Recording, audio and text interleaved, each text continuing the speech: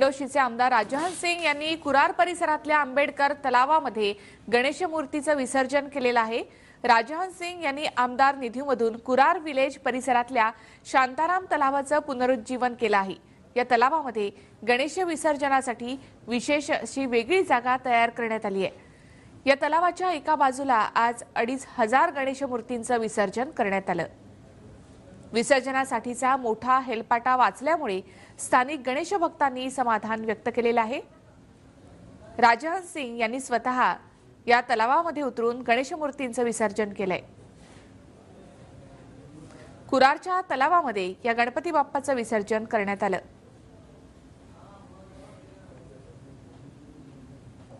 आमदार निधीमधून त्यांनी या तलावाचा विकास केलेला आहे। कुरार तलावामध्ये आज 2,500 गणेश मूर्तींचं विसर्जन करण्यात आले।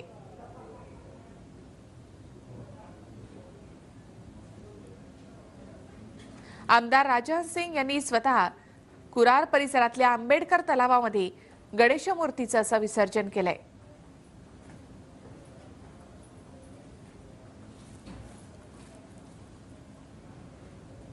गणपती देवा मंगलम गणेश देवा हो देवा गणपती देवा मंगलम गणेश विघ्न विनाशक जन सुखदायक विघ्न विनाशक जन सुखदायक मंगलम गणेश। या तलावामध्ये गणेश विसर्जनासाठी एक विशेष अशी वेगळी जागा करण्यात आली आहे। या तलावाच्या एका बाजूला आज 2,500 गणेश मूर्तींचं विसर्जन करण्यात आलं।